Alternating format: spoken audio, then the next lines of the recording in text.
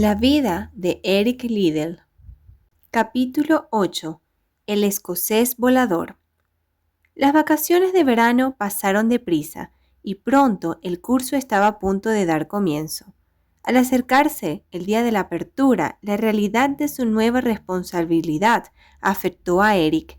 Siempre le había gustado estar entre niños, hablar a grupos de niños en asambleas del colegio, jugar partidos de rugby los sábados por la tarde, reunirse con los chicos del vecindario e incluso tomar té con la fundadora de su club de fanáticas. Pero ser maestro era un asunto bien distinto. Eric comenzó a preguntarse si sería capaz de controlar una clase llena de chicos. Sabía que sus padres enviaban a sus hijos al colegio anglo-chino para recibir la mejor educación disponible en China. ¿Se las podía él facilitar? Eso esperaba. En la primera mañana de clase, Eric llegó antes que los demás profesores y tuvo que esperar afuera hasta cuando abrieran las puertas. Mientras esperaba, otros maestros comenzaron a llegar. Una vez dentro del edificio, Eric esperó nerviosamente con los demás profesores para ver si algunos alumnos hacían caso omiso a la huelga y acudían a clase. Lentamente comenzó a llegar un goteo de alumnos. Algunos venían caminando, pero la mayoría llegaba en Cadillacs, Rolls Royces y Daimlers, conducidos por choferes privados.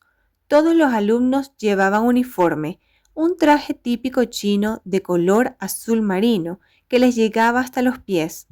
Eric sonrió al imaginar cómo podrían jugar al fútbol o al tenis con tal atuendo. Por fin, a las 9 de la mañana, 150 estudiantes se habían presentado. Aunque era un número inferior a los 400 que normalmente asistían, el señor Hart tocó la campana y los profesores y alumnos entraron en la capilla para un tiempo devocionario. Todo le recordaba a Eric sus primeros días en el colegio Eltham. Los profesores se sentaron en las primeras filas, los alumnos detrás, conforme al nivel de su clase. Primero cantaron 2 himnos, luego el señor Hart dio un breve mensaje bíblico. Para muchos de los chicos nuevos era la primera vez que oían algo acerca del cristianismo. Los chicos escucharon cortésmente. Al mensaje siguieron otros 2 himnos y se dio por concluido el servicio. Después, Eric fue presentado a un grupo de 20 chicos para quienes sería el tutor de hogar. Esto significaba que él sería el profesor al que acudieran si tenían algún problema dentro o fuera del colegio. El mismo grupo de chicos permanecería con él durante los 4 años que aquellos asistirían al colegio. A la semana siguiente, la mayoría de los alumnos que había estado en huelga regresaron al colegio y las cosas volvieron a la normalidad. Con el retorno de los estudiantes, el grupo de chicos que Eric debía atender creció de 20 a 38 muchachos. Eric descubrió pronto que sus temores acerca de la enseñanza habían sido infundados. Le resultaba fácil controlar e impartir sus clases. Es más, deseaba volver cada día al colegio. Pronto pasó a ser el conferenciante más famoso en la capilla. Muchas de sus charlas se basaban en las cosas que los chicos hacían o veían cada día en el colegio. Como en Escocia, las charlas de Eric eran sencillas e interesantes. Un día, por ejemplo, tuvo que explicar las raíces de la palabra inglesa sinceres.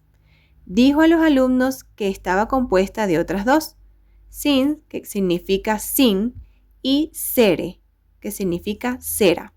Les explicó en el pasado cuando un escultor hacía una estatua, firmaba en la base de la misma con la expresión sincere. Al hacerlo, garantizaba que la obra que había creado no tenía defectos cubiertos con cera para disimularlos. Eric les dijo que para vivir la vida cristiana no había que cubrir las debilidades y equivocaciones, sino más bien vivir vidas sinceras.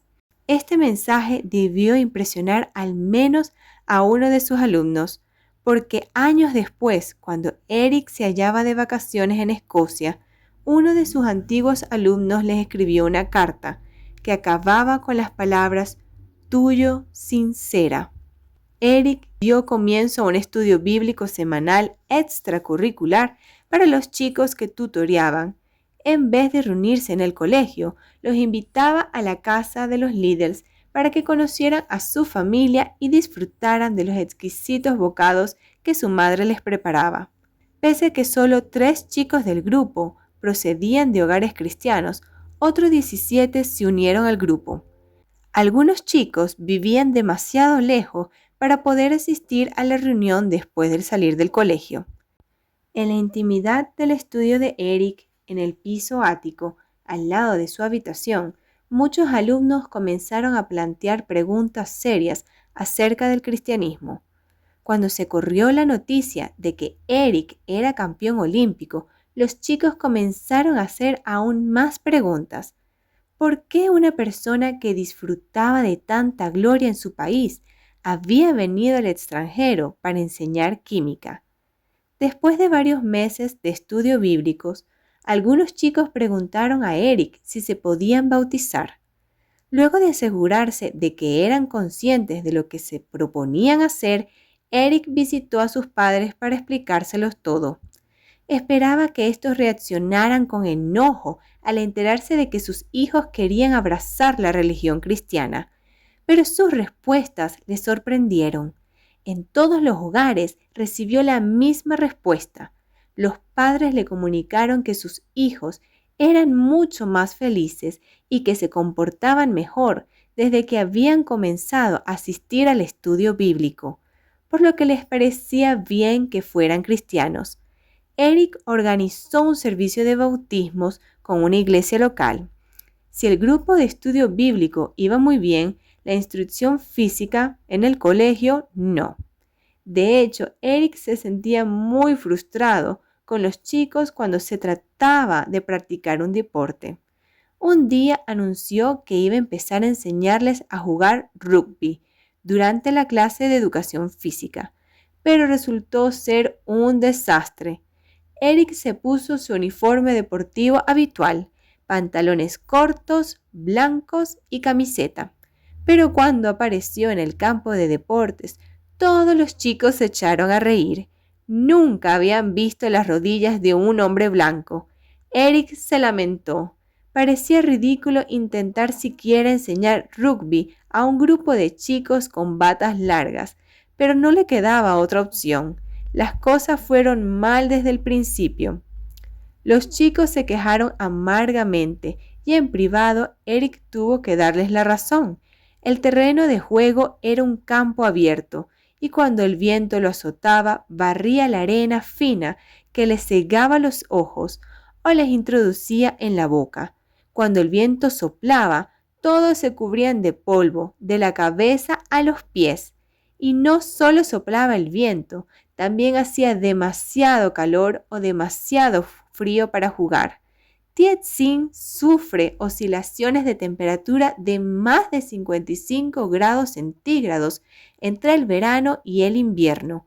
Incluso a Eric le parecía a veces que hacía demasiado frío como para disfrutar al aire libre. En cuanto a las técnicas de rugby, el forcejeo, la melee y los repliegues, era casi imposible ejecutarlos con tales vestidos.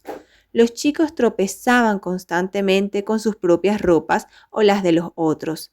En las melees o los repliegues, agarraban la ropa del otro jugador y no le dejaban escapar.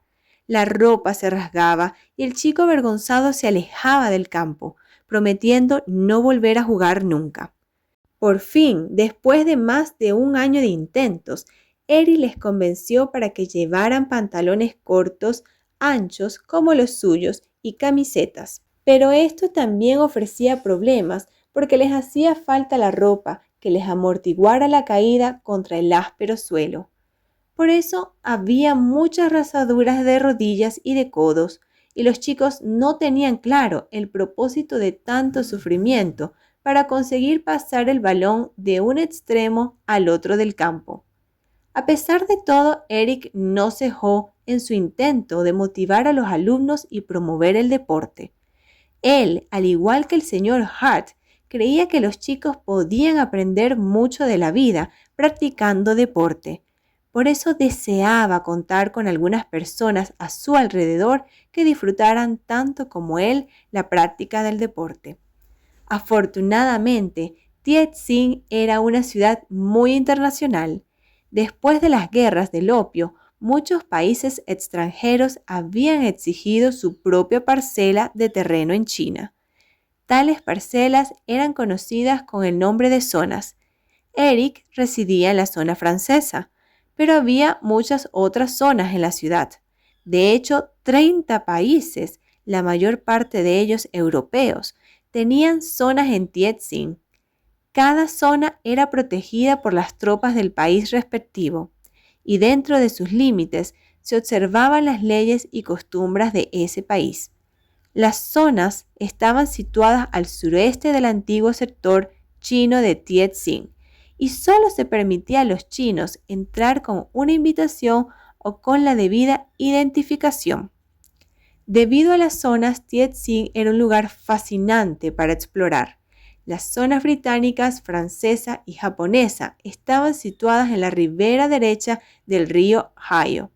En la izquierda se hallaban las zonas rusa, belga e italiana. Los edificios de cada zona se ajustaban al estilo del país que la controlaba. Caminando por Tientsin, uno tenía la impresión de hacerlo por la Victoria Park Road y sentirse en Inglaterra, por la Rue de Baron Cross, como si estuviera en Francia, y la Vía Vittorio Emanuele en Italia.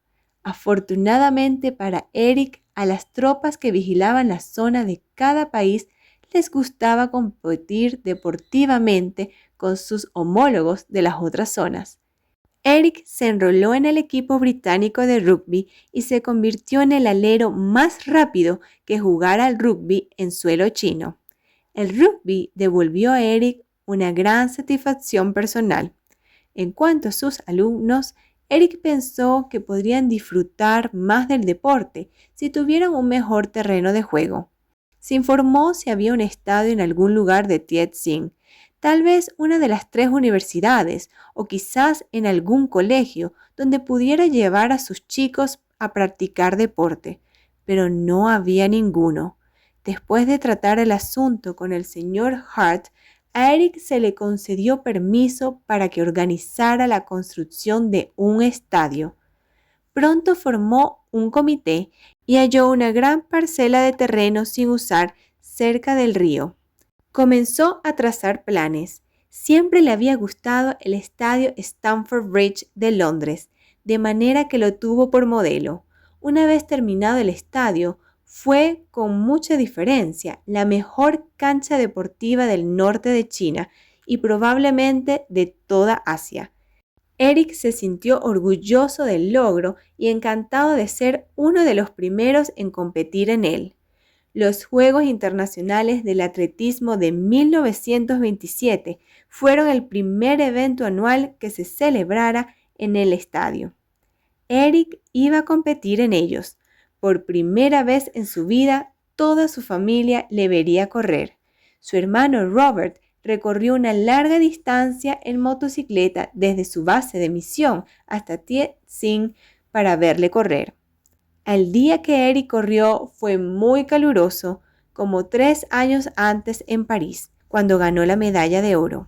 Su familia, muchos amigos y algunos estudiantes se dieron cita para verle competir, como también reporteros y fotógrafos de los 7 periódicos principales de Tientsin. Los fotógrafos procuraban capturar un instante especial de la carrera que se viera como la gran portada del día siguiente. Un fotógrafo ansiaba tanto conseguir una foto que saltó a la pista para captar a los corredores cuando estos enfilaban la recta final. La gente se dio cuenta de lo que estaba a punto de suceder, pero no el fotógrafo. Eric iba de primero, con la cabeza hacia atrás según su estilo poco usual, y no pudo ver al fotógrafo delante de él. Este no tenía idea de la rapidez de Eric. Mientras ajustaba las lentes de su cámara para sacar una foto perfecta, ¡zas! Eric chocó contra él. El fotógrafo salió volando por un costado y el trípode y la cámara por otro. Después de la colisión, Eric quedó tendido sobre la pista, inconsciente.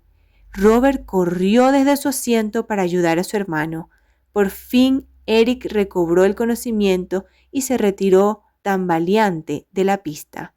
Al hacerlo, sonrió y saludó desde lejos al fotógrafo. Eric ya había perdonado a aquel hombre por haberle arrebatado su primera victoria en el nuevo estadio. Al año siguiente se celebró en Ámsterdam, Holanda, otra competencia atlética, después de los Juegos Olímpicos de 1928. Aunque Eric aún corría como el viento, no fue invitado a formar parte del equipo británico y supuso que mucha gente pensaba que por residir en la China ya no tendría interés en el atletismo. Sea cual fuera el motivo, Eric aprovechó su participación en los Juegos del Sur de Manchuria en 1928 para demostrar que seguía siendo un atleta de talla mundial. Corrió los 200 metros en 21.8 segundos y los 400 en 47.8. Ambos registros mejoraban las marcas de las Olimpiadas de Ámsterdam. No obstante, una de las carreras más memorables de la vida de Eric tuvo lugar después de concluir la competición oficial. Eric solo disponía de 30 minutos desde la finalización de la prueba de los 400 metros hasta cuando zarpara el barco para regresar a Tientsin. Se le ocurrió un plan. 15 minutos antes de que la prueba diera comienzo, llamó un taxi y colocó su equipaje. Luego pidió al taxista que esperara cerca de la meta, para que tan pronto como la carrera hubiera finalizado, él pudiera llegar corriendo hasta el taxi y salir zumbado al muelle de donde partiría el barco. Si todo iba bien, llegaría. Eric ganó fácilmente la carrera, pero hubo algo que no tuvo en cuenta. Cuando llegó a la línea de meta, una banda de música empezó a tocar el himno Dios salve a la reina en su honor. Naturalmente, no tuvo otro remedio más que permanecer inmóvil en la pista y prestar atención mientras sonaba el himno nacional británico. Tan pronto como sonaron las últimas notas de la banda, Eric echó a correr hacia el taxi. Casi había llegado cuando la banda empezó a tocar esta vez la Marsellesa. Un francés había llegado segundo y debía recibir los honores. Una vez más, Eric se quedó inmóvil. Habría sido descortés adoptar otra actitud. Allí a pocos metros del taxi deseaba que la banda tocara más deprisa, pero los segundos eran eternos. Por fin alcanzó el taxi, el cual se abrió camino entre la muchedumbre para dirigirse hacia el puerto. Cuando éste se detuvo en el muelle, Eric casi se desmayó. El barco ya había zarpado y se hallaba a casi 5 metros del atracadero. Eric salió del taxi y corrió hasta el borde con la esperanza de que el capitán le viera y retrocediera, pero ningún miembro de la tripulación le reconoció. De pronto, una ola grande empujó el barco hacia el muelle. Eric adivinó que esta era su oportunidad, echó sus bolsas en el barco, luego aprendió carrera y aterrizó de espaldas sobre el puente del barco. Los asombrados pasajeros se reunieron a su alrededor preguntándose quién era y cómo estaba. Un reportero que vio saltar a Eric se apresuró a escribir un artículo de prensa acerca de lo sucedido. A la mañana siguiente, los titulares anunciaban: el escocés volador salta 5 metros. Eric Liddell sería conocido a partir de ese momento por el resto de su vida con el apodo el escocés volador. El artículo comentaba además la carrera que Eric había ganado en los Juegos del Sur de Manchuria.